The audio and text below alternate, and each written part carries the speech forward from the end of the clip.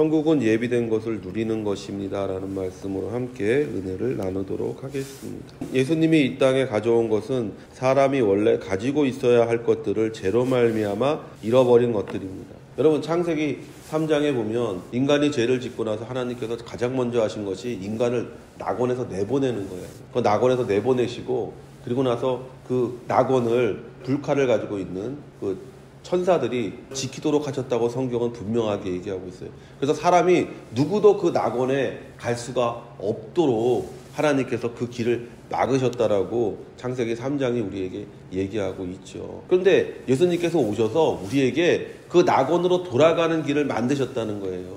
자신의 몸과 피를 찌셔서 그 길을 만드셔서 누구나가 예수를 믿으면 그 낙원에 들어갈 수 있도록 하나님께서 예수님을 통해서 우리에게 역사하셨다라는 것이죠. 예수를 믿는다는 것은 우리가 잃어버렸던 모든 것을 우리가 지금 회복했다라는 것을 말하는 거예요. 그리고 오늘 우리가 마태복음 15장을 통해서 계속해서 배우는 것이 뭡니까? 바로 그것을 우리가 믿음으로 취하는 것이다라고 얘기하고 있는 것이죠. 우리가 15장 첫 번째 이야기가 바리새인과 예수님과의 싸움이잖아요. 바리새인은 왜 손 안 씻고 먹어? 왜 너 장로들 율법 안 지켜? 너 왜 전통 안 지켜? 이렇게 하니까 예수님께서 입으로 들어가는 건 사람을 더럽게 하는 게 아니야. 입 안에서 나오는 게 사람을 더럽게 하는 거야.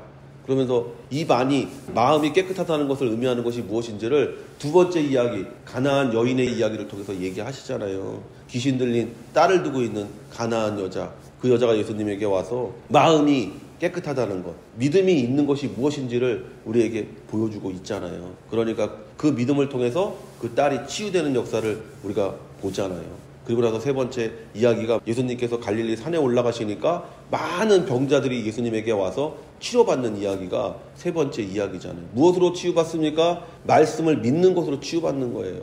그리고 오늘 말씀이 바로 그 네 번째 단락으로 되어져 있는 것이죠. 사람은요, 누구나 욕심과 욕구를 가지고 있습니다. 그 욕구가 때로 우리를 발전시키기도 하고 때로 멸망으로 인도하기도 하는 거예요. 욕심이 다 나쁜 게 아니죠. 어떤 욕심은 사람을 발전시켜요. 그래서 우리가 무엇이 되고자 하는 욕심이 있을 때 뭐가 될 수가 있는 것이잖아요. 그리고 또 욕심이 잉태한 즉 죄를 낳고 죄가 장성한 즉 사망을 낳는 것이니까 욕심이 또 사람을 멸망시키기도 하는 것이죠. 욕구가 무엇을 향하느냐에 따라서 우리는 그 욕구를 통해서 더 좋은 것을 얻기도 하고 또는 그 욕구를 통해서 망하기도 하는 것을 우리가 보는 것이죠. 그러나 하나님이 주신 욕구가 아니라면 그것이 발전을 가져오든 멸망을 가져오든 그것은 시간의 차이일 뿐이지 결국 둘 다 멸망을 향해 가는 거예요.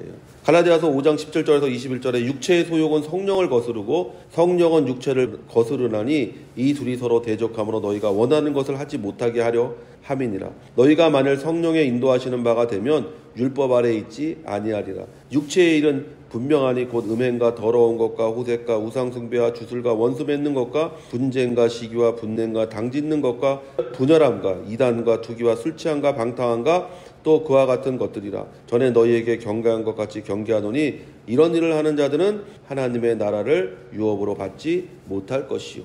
우리 안에 두 가지 소욕이 있다. 하나는 육체를 만족시키고자 하는 소욕, 하나는 성령의 소욕, 즉 하나님을 기쁘시게 하고자 하는 소욕. 이 두 가지 소욕이 우리 가운데 있다라는 것이죠. 여러분이 어떤 것을 따르느냐에 따라서 여러분은 영원한 생명, 즉 만족된 삶을 사느냐 아니면 결국 멸망을 향해 가는 삶을 사느냐가 정해져 있는 것이죠. 근데 요한복음 3장이 니고데모와의 대화에서 예수님께서 반복해서 말씀하시는 것이 그것이잖아요. 너희는 둘 중에 하나를 선택한다. 너희가 나를 믿는 것을 선택하면 영생을 얻을 것이고 너희가 나를 믿지 않는 길을 선택하면 너희가 어떤 지위든 어떤 부유함을 누리든 어떤 권력을 가졌든 간에 마침내 멸망에 이르게 된다라고 얘기하는 것이죠. 요한복음 3장 16절 유명한 말씀 아닙니까? 하나님이 세상을 이처럼 사랑하사 독생자를 주셨으니 이는 저를 믿는 자마다 멸망치 않고 영생을 얻게 하려 하심이니라. 그리고 나서 17절이 그거잖아요. 저를 믿는 자는 이미 영생을 얻은 것이고 믿지 않은 자는 이미 정죄를 받아 멸망한 것이다. 지금 여러분의 눈에는 그 사람이 큰 권력을 가지고 있고 그 사람이 큰 부를 가지고 있고 그 사람이 큰 명성과 인기를 가지고 있어서 여러분이 볼 때 그 사람이 부러울지 모르겠지만 그러나 그 사람의 결국은 이미 멸망으로 끝나도록 예정되어져 있다라고 성경은 얘기하고 있는 거예요. 그런데 어떻게 영생을 가지고 있는 사람이 멸망할 사람을 부러워하느냐고 성경은 우리에게 묻는 거예요. 황당하잖아요. 내가 모든 걸 사실은 가지고 있는 사람인데 지금 잠깐 무언가를 가지고 있는 사람을 보면서 부러워하고 시기하고 질투하고 거기에서 내가 열등감을 가지고 이런 걸 보면 얼마나 웃기는 이야기입니까? 그러니까 세상을 객관적으로 봐야 되는데 세상을 주관적으로 보니까 그러는 거예요. 세상을 객관적으로 본다는 것은 말씀을 중심으로 세상을 본다는 거예요. 말씀을 중심으로 세상을 보면 우리 믿는 사람은 이미 모든 걸 가지고 있는 사람이에요. 예수님께서 우리에게 그렇게 말씀하셨기 때문에 믿지 않는 자는 지금 그걸 가지고 있는 것 같으나 곧 빼앗길 사람들이라고 성경은 얘기하고 있어요. 예수님은 우리가 성령의 소욕을 따르는 것을 먼저 그 나라와 그 의를 구하는 것이라고 말씀하십니다. 예수님께서 우리에게 말씀하신 거예요. 네 인간의 욕심을 따라서 하는 거, 무엇을 먹을까, 무엇을 입을까, 무엇을 마실까, 염려하며 근심하고 걱정하는 거, 그게 바로 육체의 욕심, 우리 육신의 욕심을 따라 사는 것이죠.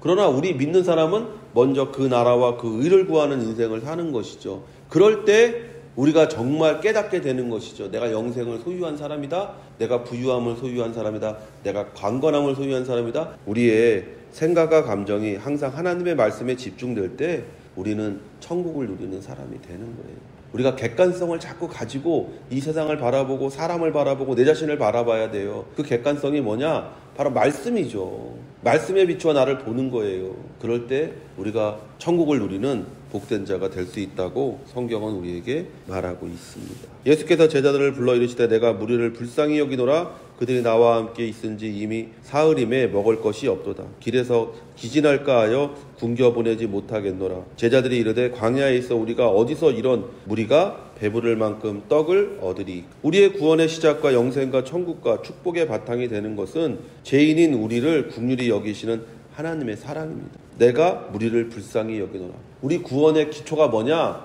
내가 선한 행위를 해서 내가 구원받을 만한 사람이어서가 아니라 하나님이 우리를 긍휼히 여기신다는 거예요. 하나님이 우리를 불쌍히 여기신다는 거예요. 그래서 우리를 위해서 하나님이 예수 그리스도를 보내주셨다고 말씀하시잖아요. 하나님이 싫어하는 두 종류의 사람이 있잖아요. 성경에 보면 첫째가 뭐예요? 완악한 사람. 완악한 사람을 하나님께서 가장 싫어합니다. 둘째로 뭐냐면 교만한 사람. 성경이 우리에게 그것을 얘기하잖아요. 그래서 우리가 창세기부터 모세오경을 계속 읽어보면 모세가 이스라엘 민족을 욕할 때 가장 많이 쓰는 말이 뭐냐면 이 민족은 완악한. 둘째로 하나님께서 교만한 거 무지하게 싫어하세요.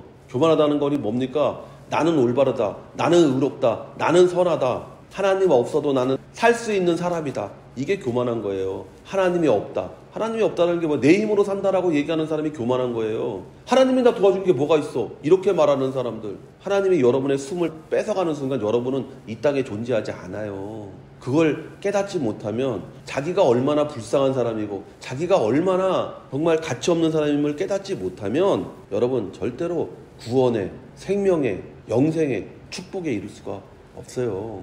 그래서 기도할 때 가장 단순한 기도가 뭐예요? 하나님 나를 불쌍히 여겨주세요. 하나님 나를 긍휼히 여겨주세요.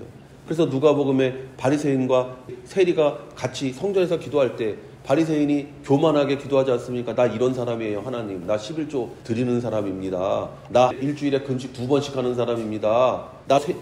저 세리에 비하면요 나 진짜 인간 중에 상등품이에요 라고 기도하는데 세리는 어떻게 기도합니까? 멀리서 고개를 숙이며 가슴을 치며 기도합니다. 하나님 나를 불쌍히 여겨주십시오. 하나님 나를 긍휼히 여겨주십시오. 가슴을 치며 기도할 때 예수님께서 뭐라고 말씀하셨어요? 누가 하나님 앞에 의롭다함을 얻었냐? 즉 누가 하나님 앞에 구원을 받냐? 세리가 구원을 받았다고 얘기하잖아요. 자신의 존재를 깨닫고 자신의 상태를 깨달은 사람만이 하나님 앞에 나아가서 하나님이 베푸신 그 놀라운 것들을 체험하는 역사를 가지게 되는 거예요. 우리를 불쌍히 여기시는 이 사랑이 예수님을 이 땅에 오시게 하셨고 십자가의 죽음을 받아들이게 하셨습니다. 예수님은 무리들이 광야에서 사흘이나 먹을 것이 없어 굶고 계신 것을 아셨습니다. 그리고 그들을 먹이시기 위해 모든 것을 예비하십니다. 그러나 우리의 눈에는 하나님의 예비하심이 보이지가 않습니다. 광야에 있어 우리가 어디서 이런 무리가 배부를 만큼 먹을 것을 얻으리이까. 믿음은 결국 환경을 이겨내고 하나님을 바라보는 것입니다.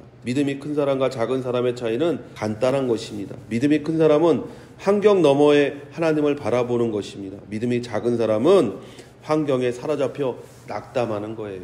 시편 121편 1절에서 2절에 내가 산을 향하여 눈을 들리라. 나의 도움이 어디서 올까? 나의 도움은 천지를 지으신 여호와에게서 오로다.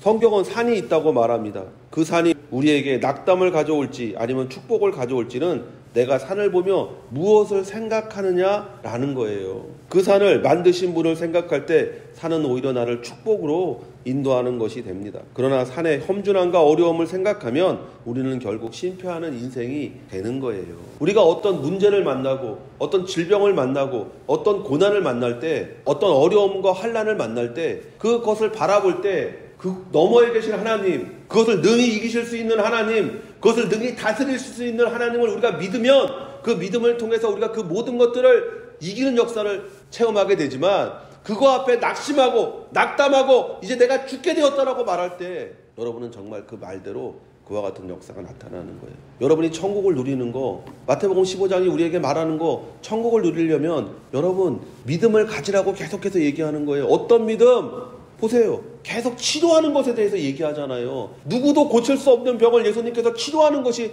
지금 15장에 나와 있잖아요. 다리 저는 거, 안 보이는 거, 말 못하는 거, 못 듣는 거. 여러분 누가 치료할 수 있습니까? 그거를. 근데 예수님께서 그것을 그냥 치료하셨다는 거잖아요. 누가 광야에서 4,000명을 먹이고 7강주리가 남게 할 수 있습니까? 못하잖아요. 그런데 예수님은 그걸 하신다는 거잖아요. 우리에게 풍성함을 가져오는 것, 우리에게 치료를 가져오는 것, 우리에게 영생과 생명을 가져다 주는 것, 바로 예수 그리스도를 믿는 믿음이라고 지금 얘기하는 거예요. 그리고 천국을 우리에게 가져오는 것도 믿음이라고 얘기하고 있는 것입니다.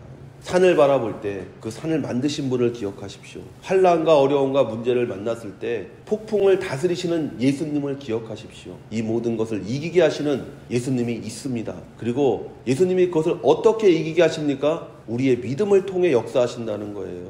제자들을 통해서 역사하잖아요. 야, 다 앉아. 그리고 나서 예수님께서 제자들에게 주고 제자들이 그걸 갖다 주잖아요. 누군가 그거를 전달하잖아요. 배고프고 굶주린 자들에게. 우리의 부족함과 우리의 연약함을 무엇으로 우리가 치유받고 무엇으로 채울 수 있습니까? 바로 우리 안에 있는 믿음이라는 것이죠. 믿음이 하나님의 축복을 우리에게 운반해주고 믿음이 하나님의 그 강건함을 우리에게 옮겨다 주잖아요. 그래서 믿음을 가져야 된다라고 예수님께서 얘기하시잖아요. 믿음이 우리를 축복으로 천국으로 인도합니다. 예수께서 이르시되 너희에게 떡이 몇 개나 있느냐 이르되 7개와 작은 생선 2마리가 있나이다 하거늘 예수께서 무리에게 명하사 땅에 앉게 하시고 떡 7개와 그 생선을 가지고 축사하시고 떼어 제자들에게 주시니 제자들이 무리에게 주매 다 배불리 먹고 남은 조각을 7강주리에 차게 거두었으며 먹은 자는 여자와 어린이 외에 4,000명이었더라. 예수께서 무리를 흩어보내시고 배에 오르사 마가단 지경으로 가시니라. 예수님은 작은 것으로 놀라운 일을 행하십니다. 그리고 그 놀라운 일에 사람이 한 것은 아무것도 없었습니다. 땅에 앉게 하시고 여러분 할 거 아무것도 없어요. 그냥 단지 여러분 땅에 앉고 믿음이 가져다 주는 것을 받으면 되는 거예요. 여러분 보고 뭘 하라고 성경은 기록되어 있지 않아요. 그들이 뭐 했습니까? 그냥 땅에 앉아 있었어요. 그리고 제자들이 가서 먹을 걸 가져다 줬어요. 그리고 먹었더니 배불리 먹고 7강주리가 남았다라고 얘기하잖아요. 그래서 믿음이 가장 중요한 겁니다. 여러분의 삶에 믿음이 있으면 여러분은 능히 모든 것을 이기고 축복을 받는 삶을 사는 거예요. 그래서 요한 1서에 뭐라고 얘기합니까? 우리가 이 모든 것을 무엇으로 이깁니까? 믿음으로 이깁니다. 하나님이 하십니다. 그리고 그 하나님이 지금도 우리의 작은 능력과 재능과 가진 것을 통해 놀라운 일을 예비하고 계십니다. 천국은 하나님이 예비하신 것이고 우리는 믿음으로 그것을 누리는 사람입니다. 천국은 이미 예비되어 있고 우리의 마음이 믿음으로 가득 차 있다면 지금 이곳에서 현재 누릴 수 있고 누려야 되는 겁니다. 이와 같은 천국을 누리는 성도 되시기를 예수의 이름으로 축원을 드립니다.